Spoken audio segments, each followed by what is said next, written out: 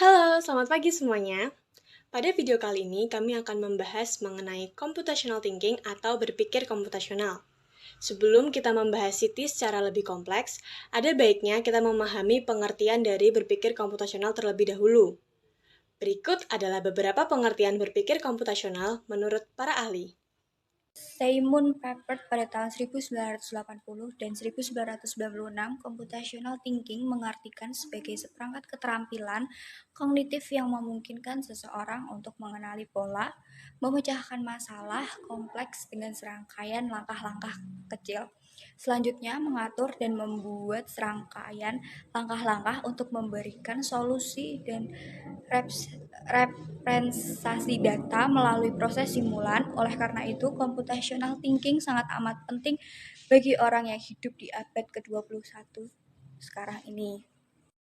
Menurut National Research Council atau NSF dalam Tode and I Dennis 2015, menyatakan bahwa berpikir seperti komputer tidak hanya berguna bagi para programmer, tetapi bagi setiap individu juga. Penggunaan teknologi di era kecanggihan zaman sekarang ini memberikan kemudahan dalam mengelola informasi, karena proses IT bisa memberikan bantuan bagi seseorang untuk bekerja dengan lebih efektif dan efisien.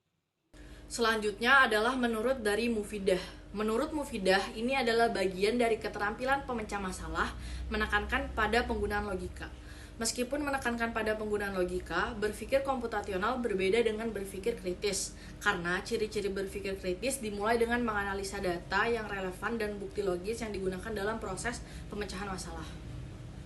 Nah, jadi kesimpulannya adalah bahwa computational thinking adalah seperangkat keterampilan berpikir yang perlu dipahami orang ketika merumuskan dan memecahkan masalah dalam solusi yang inovatif dan efisien menggunakan metode komputasi. Berpikir komputasional menekankan pada aspek kreativitas tentang pengolahan masalah atau data dan merumuskannya ke dalam konteks berpikir yang membutuhkan pengembangan dari proses berpikir itu sendiri. Namun, dalam penerapan pemikiran komputasional tidak secara langsung berhubungan dengan kegunaan komputer. Karakteristik computational thinking: 1. Mampu memberikan pemecahan masalah menggunakan komputer atau perangkat lain. 2. Mampu mengorganisasi atau menganalisa data. 3. Mampu melakukan representasi data melalui abstraksi dengan suatu model atau simulasi. 4. Mampu melakukan otomatisasi solusi melalui cara berpikir algoritma. 5. Mampu melakukan identifikasi, analisa, dan implementasi solusi dengan berbagai kombinasi langkah atau cara dan sumber daya yang efisien dan efektif. 6.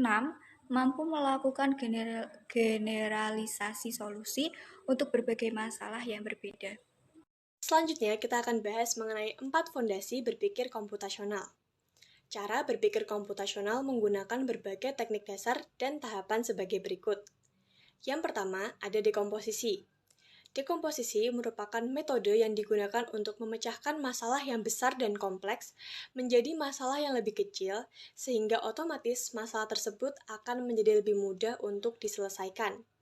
Ternyata, tidak hanya itu saja, dekomposisi juga memberikan kemudahan untuk melakukan sebuah inovasi. Yang kedua, ada pengenalan pola. Pengenalan pola merupakan sebuah kemampuan untuk melihat persamaan atau bahkan perbedaan pola, tren, dan keteraturan dalam data yang nantinya akan digunakan dalam membuat prediksi dan penyajian data. Yang ketiga ada abstraksi. Abstraksi menjadi proses dari suatu metode berpikir komputasional yang terfokus pada hal-hal relevan dengan masalah yang dihadapi dan menggabaikan hal yang tidak diperlukan dalam menyelesaikan masalah. Kemudian yang terakhir adalah algoritma. Cara berpikir algoritma merupakan berpikir dengan mengembangkan petunjuk pemecah masalah yang sama secara step by step, sehingga orang lain dapat menggunakan informasi tersebut untuk menyelesaikan permasalahan yang sama. Algoritma sendiri digunakan dalam berbagai proses perhitungan otomatisasi, hingga pemrosesan data. Di dalam computational thinking itu sendiri terdapat beberapa pokok utama. Yang pertama, bagian terpenting dan high-level proses adalah abstraksi. Yang kedua, algoritma dalam proses adaptasi yang terdiri dari input kemudian diolah dengan tahapan terurut dan akan menghasilkan luaran atau output sesuai dengan tujuan. Ketiga, komputasi adalah proses otomasi dari abstraksi. Memodelkan abstraksi dan hubungan dengan jelas ke dalam model dan notasi. Yang keempat, memanfaatkan abstraksi dan dekomposisi untuk menyelesaikan masalah yang besar dan kompleks. Yang kelima, abstraksi dapat digunakan dalam mendefinisikan pola dan parameter untuk dapat digeneralisasikan. Setelah mempelajari materi berpikir komputasional itu, kalian mulai sadar nggak sih manfaatnya itu apa aja? Jadi di berpikir komputasional itu sendiri ada berbagai macam manfaat yang kita dapat. Yang pertama, memudahkan kita dalam menyelesaikan masalah dengan cara yang lebih efektif dan efisien. Jadi kayak masalah yang besar dan kompleks itu akan diselesaikan dengan baik sehingga masalahnya akan menjadi sederhana. Yang kedua, menjadikan kita berpikir secara efektif, matematif, kreatif, logis, dan terstruktur. Yang ketiga, memudahkan seseorang untuk mengamati masalah dan memudahkan untuk menyelesaikan masalah tersebut. Sehingga ketika ketemu masalah itu lagi, kita tuh jadi kayak udah memiliki banyak cara untuk menyelesaikannya. Jadi bakal terselesai dengan lebih cepat, lebih baik, dan pasti lebih efisien. Maaf bila presentasi kita belum sempurna, karena yang sempurna itu lagunya Rizky Febrian. Sekian, terima kasih.